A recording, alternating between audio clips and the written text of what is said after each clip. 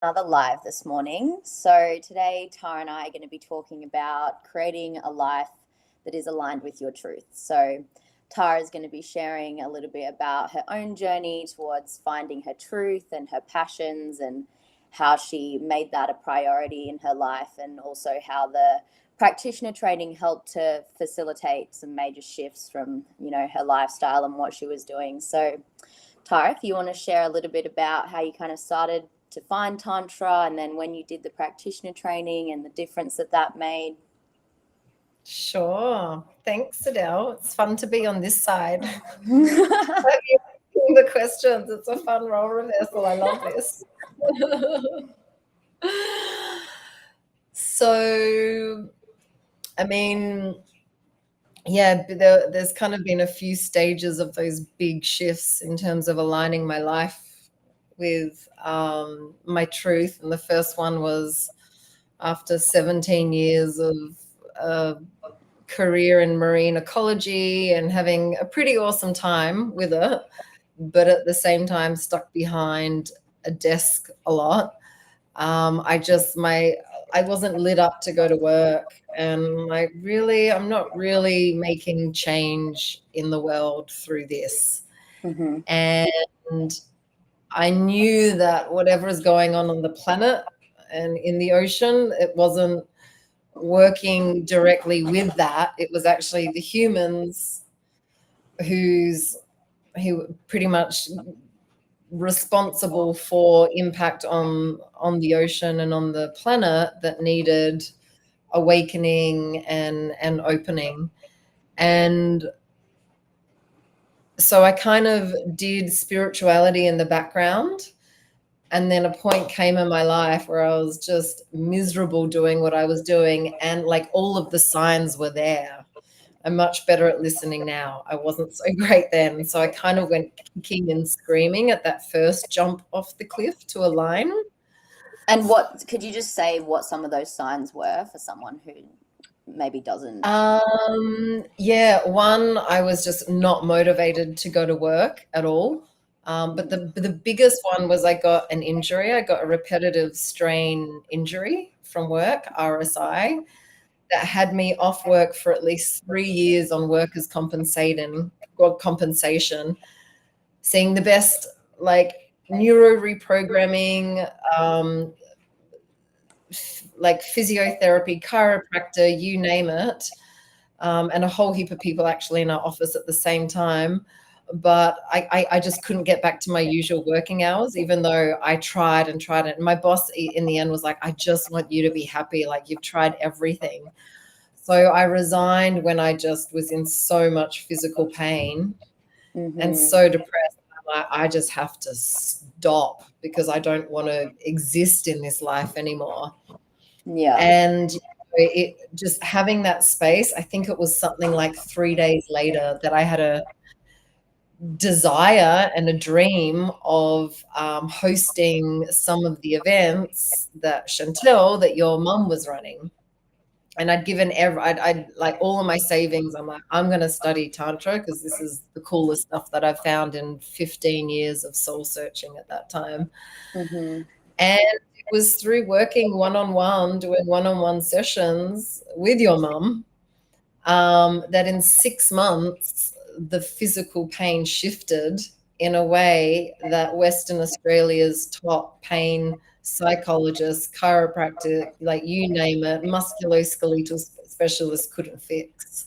And it really showed me the impact of the nervous system and the emotional body and the link on the physical. So that was my first kind of exposure to practitioner training, was by receiving sessions for like a 6-month period, pretty solidly, which meant that I could run the academy with her. So that's what I ended up doing and moving into, and it just organically happened, and everything was just a full yes, a full yes, a full yes. And so the next big jump was, like your mom, like Chantel was always doing the sessions, but she hadn't documented that as a training for other people. So I was learning personally off of her. And like all of the online courses, I was the one in her ear saying, I want the whole world to be able to access these teachings. This should be taught in school. So we filmed them, and then we decided, she just started to channel all the content as she does, built this amazing training. And then I was the one there filming it, recording it, reviewing all of it, and then actually practicing it. And it was when she left Bali that she's like, here are my clients, and then people started to come to me for sessions. And so I had to really up level my game by not just studying the material, but actually giving myself sessions, like emotional processing, like what we talk about on all of our individual social media channels. And it was me using all the tools in the practitioner training to really support myself through a divorce, through leaving Australia and being in Bali, and big shifts in my life, that everything expanded. And that's when I started teaching and earning money and being in my flow and being like, okay, this is what I came here to do. One was to help support that work get out through the academy, but two was for me to work one-on-one with people. And, the biggest gift actually was how it supported me to evolve my being. Yeah, nice. And so when did you do the practitioner training? Quite early on in the... Oh God, me and time. I'm not quite tracking of it, but it was pre-COVID. For a couple of years before COVID that I started to do sessions just from learning directly from Chantel. And so I started working kind of more one-on-one with her and learning from her that way. That I started to do sessions. But then when I moved to Bali, or got stuck in Bali during COVID, that's when I started to receive more clients, and actually that's when she built out the program itself, that I could digest all the layers of the material and the content behind it. Yeah. Cool. Yeah. And you would know that yourself, right? It's like you've grown up with this, and I think recently you were sharing some body work and kind of practitioner work that you were supporting your cousin with, and I think your partner maybe with, that, we also learn by osmosis of who we're around and seeing the way that they emotionally process. Yeah, And definitely. I mean, your experiences with that would be great to hear about too. Yeah. I had, it was like last week, I had kind of been thinking about doing the practitioner training, and then I was like, I don't know if I'm ready. I don't know if it's in the flow. And then I kind of decided that it wasn't, like, I wasn't going to be in the flow this year. I was like, it just doesn't feel in my ears, but also I didn't know if that was just me being scared. And so then I think like 2 days later, I was meant to be doing a sister circle with Ariel, and we got to the place and everyone cancelled last minute.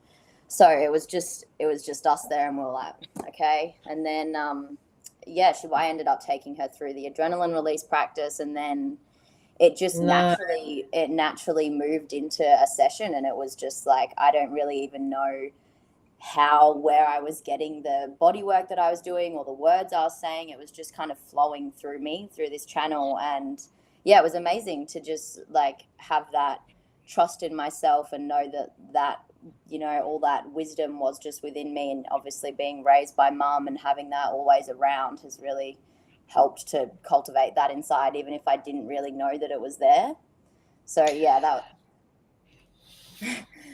was really incredible to experience. And then I decided I'm going to do the practitioner training. Yoo-hoo! Great. Yeah. And that's what I love about it. The 4 stages of the session structure is that it's so intuitive. It's so intuitive. And then the activation phase looks so different depending on what's present with the person. And that's the toolkit that the practitioner gives you, and you're going to just love it. You're going to just froth on the content. Yeah. shadow work or aspecting or, a shamanic journey. Mm, Um, but it's so fascinating just watching your being grow and evolve, because you haven't been taught or trained per se, but like, it really comes down to that Tantra is just a way of doing life. It's the way that we mm, communicate. It's the way that we feel when we're sad. It's the way that we express and move our anger.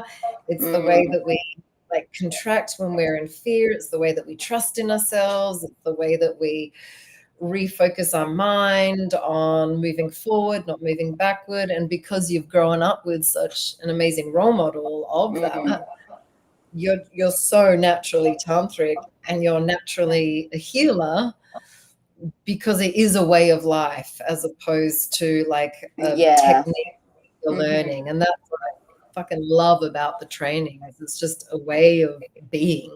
Hmm. Yeah, Yeah. yeah, definitely. And just having that embodiment to witness and live with is definitely such a powerful way of getting that transmission. Mm-hmm. Mm. And so, with the practitioner training, is there one kind of aspect that either just really changed a lot for you, like one specific module or whatever? And also, is there any tools that you learned that you're still kind of using now that help you stay connected to your truth and, what your heart wants and prioritizing that?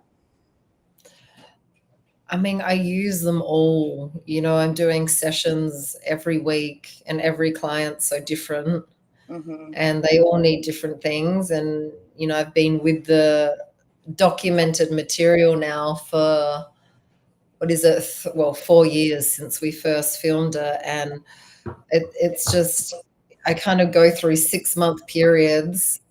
And it's like the more sessions you do, the more that the tools and practices integrate, and you kind of find your own way with them. And that's a big part of the training, is, like you said, trusting your intuition. You have this toolkit, but then you actually make up your own techniques based Mm-hmm. on that understanding. And Mm-hmm. there's just, I find, like with everything, there's so many layers of truth to a teaching, and there's so many layers of truth to a practice. Mm-hmm. So I feel like I'm constantly uncovering. I mean, there's not a single technique in the training that I don't use and love, but I'm finding such Mm-hmm. deep layers, especially the mysticism part of it and the shamanic part of it, that's more the energetics.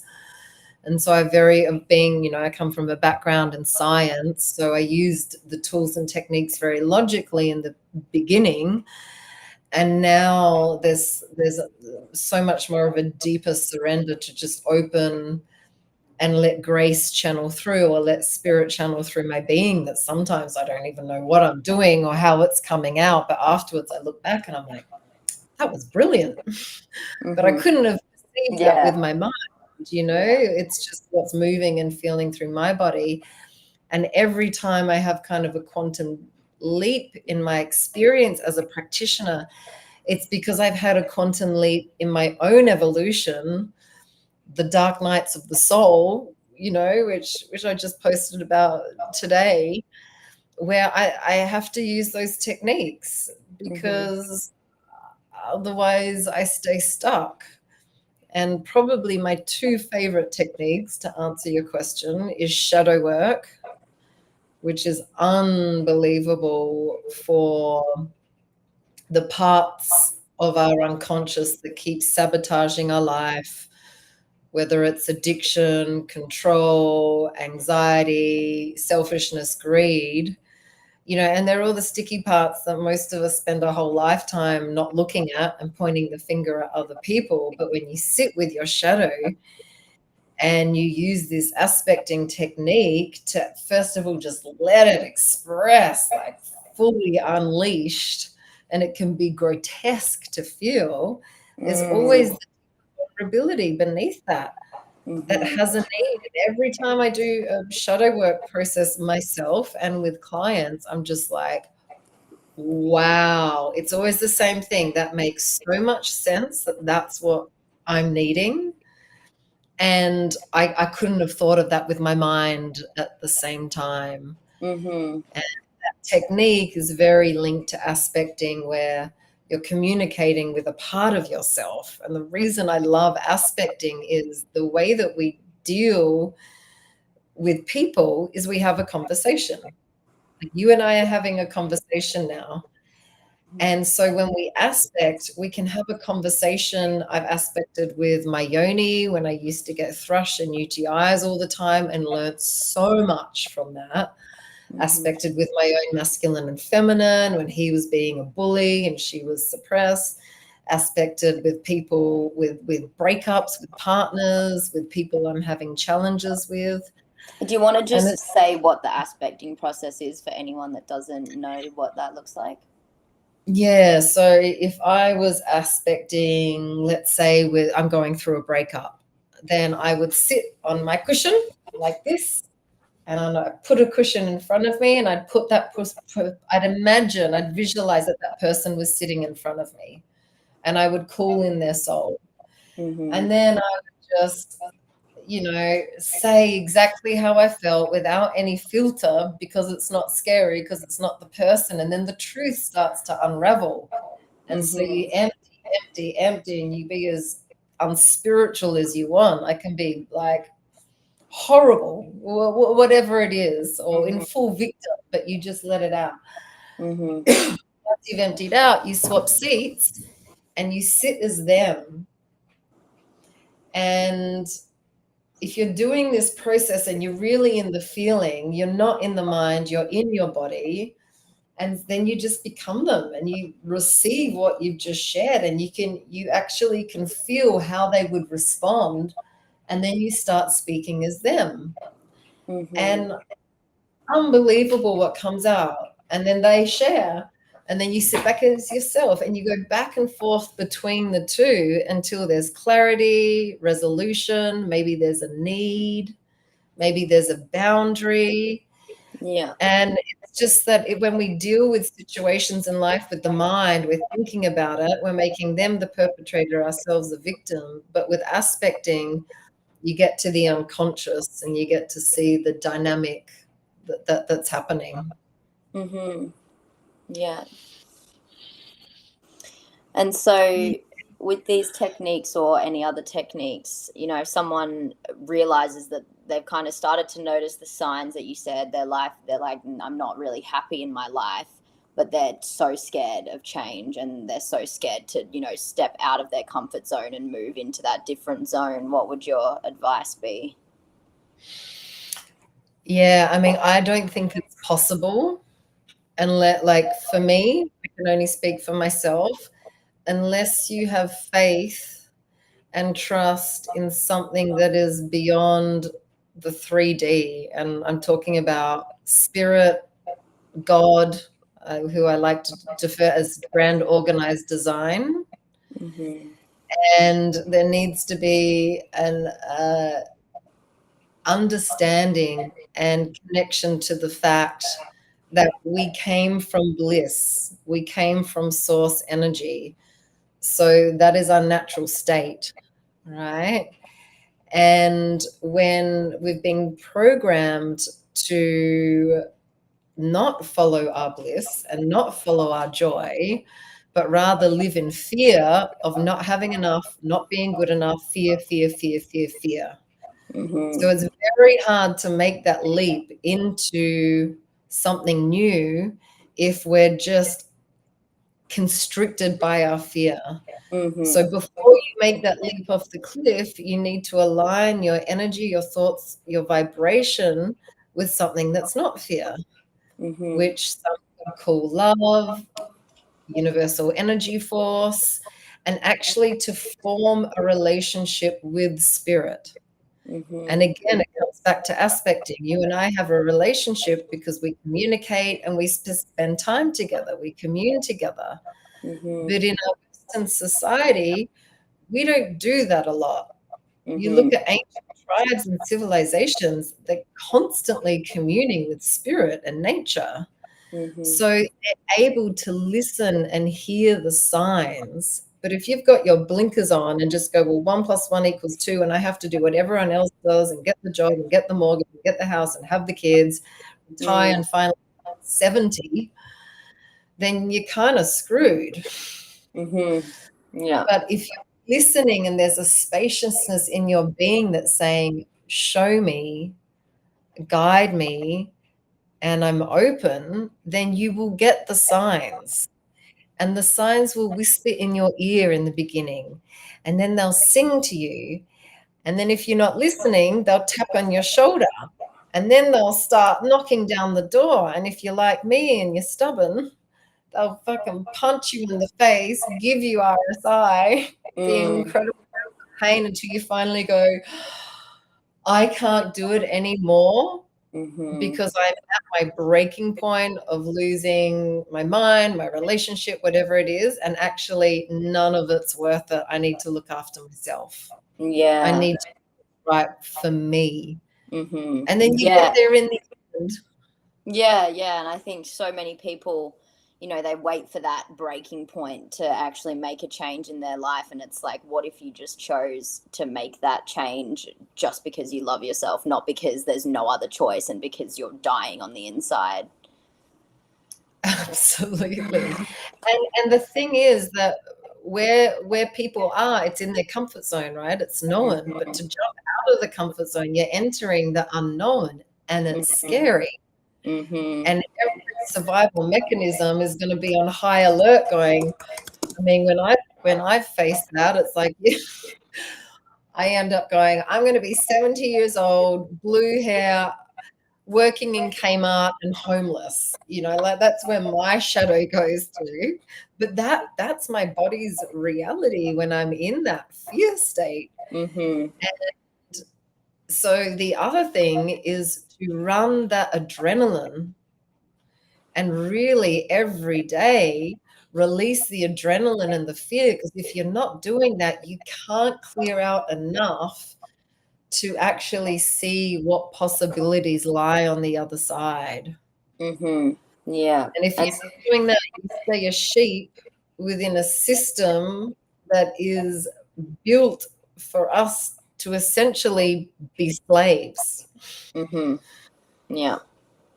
Yeah, for sure. And so, just as for a practice for someone to do, like every day, for instance, you spoke about aligning yourself with joy. Do you want to maybe talk about how you align your energy with joy, and then when you move through the fear, how you actually release that from your body and how they can make that, a part of their everyday practice? Great question. Yeah. So first thing in the morning, when you wake up, and there's so many modalities that support this, and I like to do last thing before I go to sleep, is straight away tune into the energy of gratitude. And what I do is 3 things I'm grateful for the last 24 hours, and 3 things I'm grateful for in general. Now, some people do that via journaling. I've done that. What I find is more embodied and powerful is I will sit in my bed and I'll feel it and be like, oh, thank you, thank you, thank you for this amazing, incredible opportunity, like to be in Costa Rica. Like, wow, thank you so much. Because we can be in heaven on earth and still not receive how fun it is because the mind's head fucking us. So gratitude is like a non-negotiable practice to do. And then you start to be open to where the magic is in life as well. Start to attract more of that. So that's the first thing. If I've woken up with a lot of energy, I will shake first, but mostly like straight away before the mind comes in, I'll like sit up and go into gratitude. And then it's shaking, just releasing, so your adrenaline release that you did, and with Ariel, and it's just shaking to get out of the mind into the body and just to release whatever sound is coming from the body. And that may end up with growling, that may be crying, you may feel nothing in the beginning. But if you stick with it long enough, the body is going to feel safe to express whatever tension is in the body and release it through breath, sound, and movement. So it's actually releasing from your nervous system and creating spaciousness for new energy to come in. Yeah. Yeah.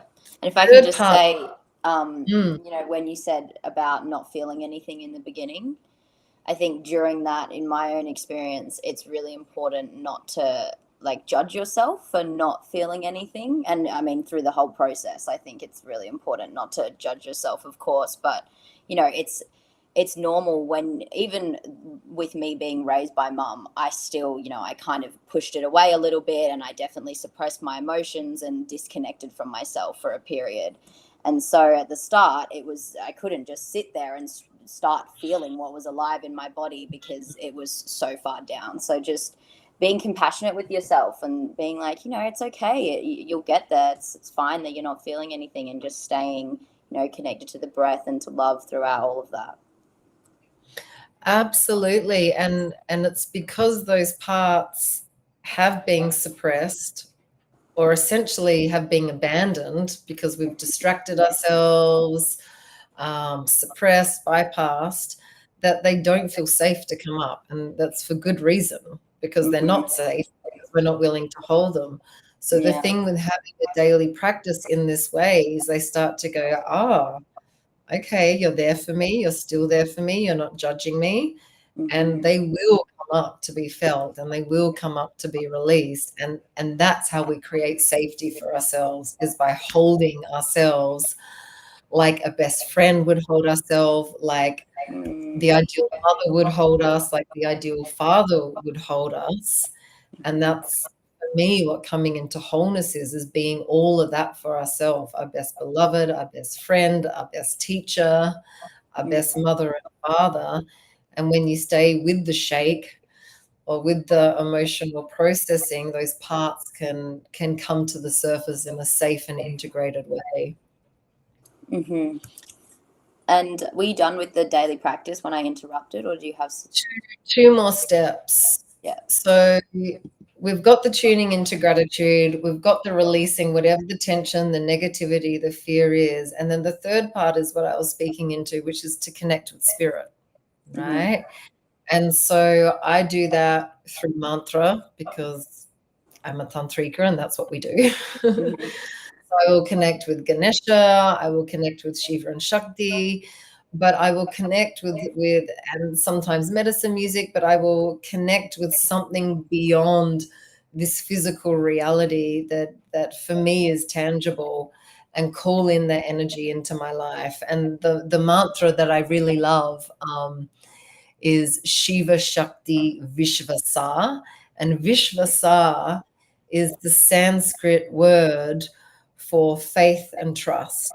Hmm. And when I'm chanting this mantra, Shiva Shakti Vishvasa, I'm just connecting to the energy and faith and trust in this whole cosmic play that we're just this tiny part of, that you can't not believe that there's some divine orchestration behind it. It's Hmm. just, it is Yeah. what it is. So I do that, and then I finish with silent meditation. And I think this is the other really important practice, is then just to come into stillness, even just for 10 minutes, and just open to spaciousness, and that's the training of consciousness going from the mind thinking just into pure presence and stillness. That if you Mm. practice gratitude, you've shaken your body, you've connected to something beyond this 3D, the stillness is a lot easier to drop into. And in the beginning, it may feel agonizing, but I promise you stick with it. And it's just like you just don't want to leave that space, because it's just Mm. pure consciousness. Yeah. Yeah. And it's so important to have that time at the end to, you know, let yourself integrate it all and to just sit in, you know, with masculine presence. Because I was talking about this recently with mom as well. Often when I'll process, it'll be, you know, a lot of processing. And yes, I'm holding myself with my masculine during that, but it's a lot of like feminine expression. And then I do sit and integrate, but there could definitely be more of that stillness and integration afterwards, and really bringing in that masculine, to balance out the feminine flow that I've just had and all the processing and emotional intensity. Absolutely. And that's when, from that space of just presence and stillness, that's when spirit can channel, or our soul, or whatever you want to call it, can like give us guidance and direction where you're like, oh, wow, okay. And you're not looking for it, but that's also what the posture of an experience of meditation gives you, is you're just open to receive whatever wants to come through. Yeah. And then it's always nice to end with a little dance, and just come into joy and celebration, put on your favorite song and celebrate where you are and the journey that you're heading on, and that you are protected, you are guided. And everyone who is living their ideal life in their joy, their ease, and their pleasure had to take that leap off the cliff. It takes courage. It takes a lot of courage, but that's the path of evolution, is of courage and of doing it differently than what 95% of the population are doing. Yeah. Yeah, so doing this practice every day makes such a huge difference. And this is as well, what they learn in the practitioner training, and really becomes established. And it honestly, even just 10 minutes of doing this, you can fast track it if you don't have time, because some days, honestly, we don't have time to sit there and slowly go through it all. And that makes such a huge difference. Just every day, really connecting with yourself and taking the time to prioritize looking after your emotional body as well as your physical body, and moving through those fears that are, stopping you from moving and expanding your life every day. And it's about consistency. And so this friend of mine or a new friend of mine just gave me this gratitude journal book that he does everywhere. And he said to me, he gets messages from all people from all walks of life. And the biggest thing is like going, I'm just going to do something every day, And he said, if you stick to it for 30 days, because it's a minimum of 30 days to change patterns. Yeah. The shift is monumental. And every time I've gone into a 30-day practice of a container, it's monumental. And we've got like 3 more days until the 1st of the month, 1st of December. So it would be, for those of you out there, if this resonates with you and you're like, yeah, I don't want to be in this fear state. I want to have more courage. I want to go after my life. Now is the time. The month before New Year, start clearing all of that out, aligning to your truth, and the next step will be given to you to take. You do the inner work, and spirit's like, great, you're ready. Okay, I'm going to open this door now. And it works like magic. It's quantum field, it's quantum energy. We live in a reflective. Yeah. December, give yourself a 30-day challenge, or however many days there are in December. And what a way to usher in the new year. Yeah. Love it. Okay, I think we have a question from someone. How do you differentiate between aligning with your joy and reverting to non-productive coping mechanisms? Well, one expands you and evolves you and moves you towards what you're wanting, and the other one you feel like shit after. So a non-productive coping mechanism may be like, oh, I want to eat chippies in bed and watch a movie, because that's going to be in my joy. Sometimes it's fair enough, but if you keep doing that as a coping mechanism again and again, you'll be in more fear, more stress, and more anxiety. Whereas if your joy is, I want to become a yoga teacher, or I want to become a tantra practitioner, then to align with your joy doesn't mean it's going to be bliss bubbles all the way. If that's what's in your joy, to live that life, then what are the steps to take to get there? And you need to keep aligning with the end result of where you want to be. It's all quantum physics and Joe Dispenza's work. So visualize how you're going to feel when you're in that life. Look at your life now. there must be some type of unhappiness in there or dissatisfaction. What would aligning with your joy look like? What would the end result be? Mm-hmm. And whatever that is, feel that every day as well in your morning practice. And then go, all right, well, what are the next steps to do that? Do some research. You know, what I did with Tantra, that was aligning with my joys. I went, I'm going to stop traveling the world and I'm going to invest my energy, my time, and my finances into Tantra retreats. And I did that for 3 years with every spare time I had. Mm-hmm. And that was a choice I made. And then look what door opened to me. Mm-hmm. Yeah. Yeah, it's definitely a mix of, embodying that joy that you're, maybe seeking from a specific thing that you want to accomplish, embodying that joy now, but also taking action towards making it happen. Absolutely. And not giving up, like trust, you have to have that positive mindset of, okay, I'm going to trust myself. I'm going to trust this process and having that result. Yeah. Yeah. Like with this person, what they're saying with the coping mechanism, I think when you're taking part in a coping mechanism, if you pause and check in with your body, you can feel if there's genuine expansion or if it's, escape and distraction. And, non-productive, aligning with your joy, it doesn't always need to be productive. Like it can be just to make you happy.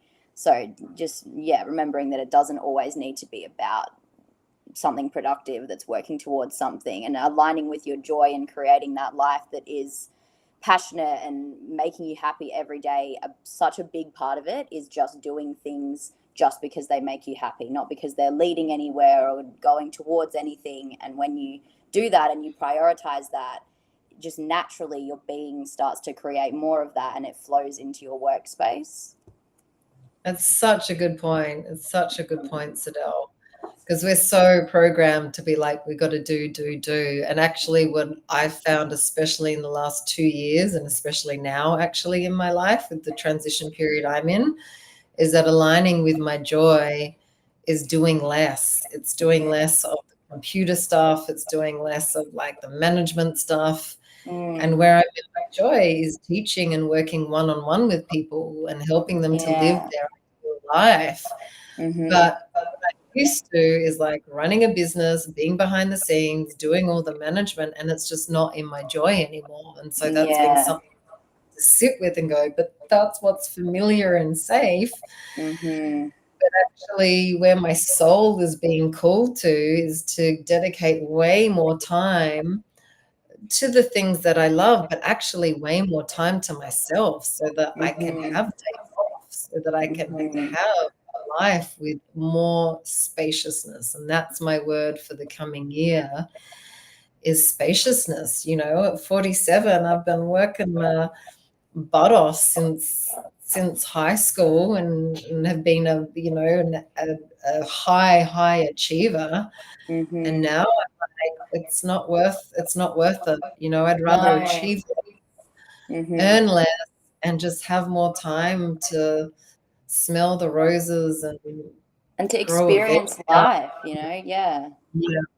Yeah, I really also feel the same way. Like when I quit my job with horses at the beginning of this year, because I just, the same as you, I just I lost my passion because I worked so hard and didn't prioritize just relaxation and joy. And I really was just focused on the goals and achieving, and I burnt myself out. And then, as I've started to just prioritize doing things that are fun for me and for no other reason other than that, and just spending more time in nature and playing music, and then naturally you start to feel more creative and inspired to do different things that flow on from those passions.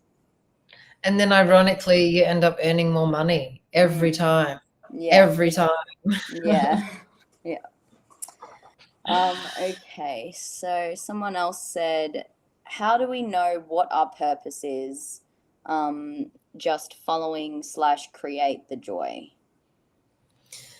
Yeah, so there's multiple kind of aspects of this. And But for you to connect with what your purpose is, you need to be trying different things and living your life. If you're just sitting at your desk in your job and you're like, what's my purpose? And trying to consider it from there, you're not going to Mm-hmm. find. So what I did, because I would always take things slowly, is I pulled back from my working hours. So I reduced my pay. I pulled back from working hours so I had more time to travel. I'd spend a lot of time in India, and I just followed the things that expanded and opened my heart. And it was essentially spirituality and music. And I Mm-hmm. just started to do more of those things. And then I randomly came across Tantric Women's Circle, which is when I first met Chantel and you. And it just hit me. It was like, oh my God, this is what I've been looking for myself. So Mm-hmm. it's what inspired me in terms of my purpose to love and expand myself, and Yeah. often the things that have really helped us the most that we've just come across in life that have changed our lives that you can't stop talking about. I lost friends Yeah. because I was talking about tantra, that they needed to go. You know, that's when you know you found your thing, because it's changed your life. And whether that's a fabulous clothing brand or style, whether it's Mm. an invention of yours, whether it's a healing modality, it's like whatever has impacted you the most is probably what's going to inspire you to share with others and, pay it forward. Yeah. Yeah. Yeah. I love the way you said that. That was great. And you need spaciousness to connect to your joy, Yeah, you know, exactly. It all starts with what we're try saying, different you things. know? Mm. Yeah. Yeah. Great. Okay. So for someone who's feeling maybe connected to this same journey as you and maybe wanting to go into a life of service and they feel like maybe that's their passion, do you want to speak into a bit more about the practitioner training and kind of when that's starting and what that will look like? Yeah. I mean, my invitation would be to go to the landing page, read what it's about, feel in your body if that expands you and that excites you. And if you're completely unfamiliar with Tantra, listen to the podcasts and start to get a feel for it and live it in your life. Mm-hmm. And the practitioner training, we open once a year, and it's open now. It closes end of January. Yeah. So, um, And there's a yeah, discount as well until. yeah, so there's a early bird special launch price until 11th of December. So there's a little bit of time left, and then it goes to full price.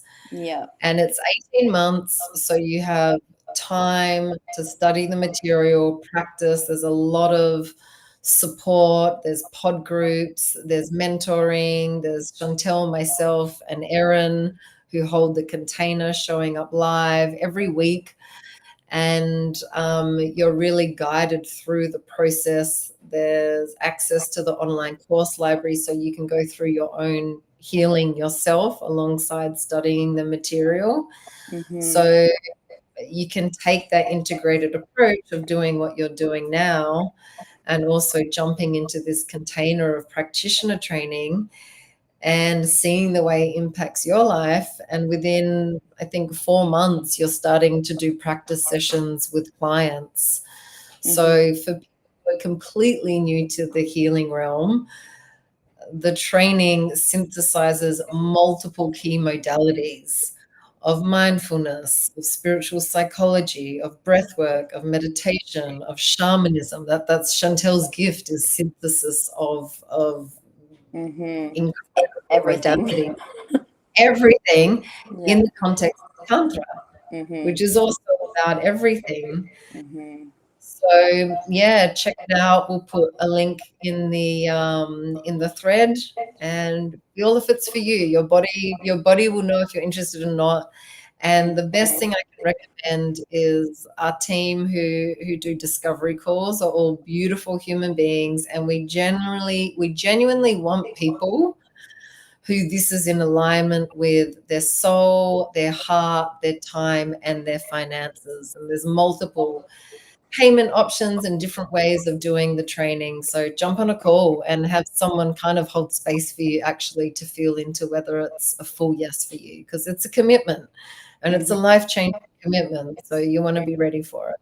Yeah, for sure. Cool. All right. Well, I think those are all the questions. Is there anything else that you feel like you want to share? No, that feels pretty complete. I would just finish by saying, you know, if you're not doing a daily practice, then it's the thing that's going to help you mentally and emotionally the most. And there's, you deserve that time to look after yourself. Yeah. And when you do that, then you can be clear on your decisions. Do I want to invest and commit to an 18-month practitioner training? If you're clearing out and you're aligning with your truth, you're going to know yes or no. Yeah, and feeling that fear and really seeing, is it this fear actually just holding me back, and can I maybe, move with the fear and still have courage through the fear? Absolutely. And uncertainty and unclarity isn't a fun way to live, And so you deserve that. You deserve to give yourself that time every morning. Yeah. Yeah. Yeah. And I will say as well, Mum has some really great playlists, Chantel, for your daily practice, and different shaking playlists, and, for different things, grief, anger. So I think her Spotify is probably linked in her Instagram bio. Definitely check that out. There's lots of different good playlists to just help activate that emotion. It was really helpful for me to have music as just an activation tool, especially in the beginning. Absolutely. Yeah, good one. Yeah. All righty. Well, thank you everyone for joining us. Thank you, everyone. Thanks, Sydelle. Yeah. You're great at this. You're Thanks. natural.